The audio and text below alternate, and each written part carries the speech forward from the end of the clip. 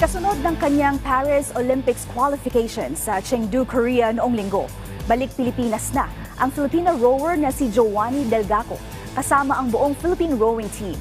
Yan ang ulat ni Daryl Oclares. Nakauwi na sa Pilipinas ang ika-11 Olympian ng bansa para sa Paris Olympics na si Joanny Delgaco. Ito ay matapos ang kanyang 4th place finish sa women's singles sculls sa 2024 World Rowing Asian and Oceanic Olympic Qualification Regatta sa Chengdu, Korea nitong linggo. Nakapagtala si Delgaco ng oras na 49.39 seconds upang makuha ang isa sa 5 pwesto sa singles event at maging kauna-unahang Filipina rower na makakapaglaro sa Olimpiada. Sa panayam ng PTV Sports kay Delgaco, sinabi niya na hindi pa rin siya makapaniwala na nakamitan niya ang pangarap niyang makatungtong sa Olympics. Actually, sir, hindi ko po talaga, sir, in-expect na makakapasok ako sa top 5, sir. Actually, first time pong makapasok dito sa Olympics, so sobrang memorable po dito sa akin.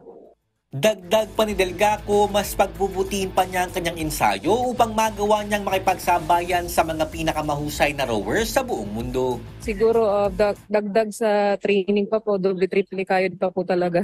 Nakita ko po yung kung hanggang saan pa po ako ngayon. So, pagdating po sa Paris po, mas malalakas po doon na makakatapat ko, sir. Ayon naman kay Philippine Rowing Team Head Coach Edgardo Mayrina, bibigyan si Delgaco ng pagkakataon na makapag-ensayo sa Paris sa loob ng 1 buwan na sagot ng Philippine Olympic Committee.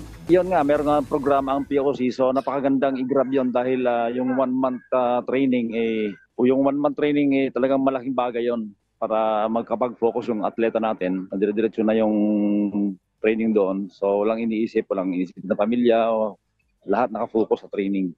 Ibinahagi rin ni Mayrina kung ano ang pagtutuunan nila ng pansin sa mga paghahanda ni Delgaco ilang buwan bago ang Olympics.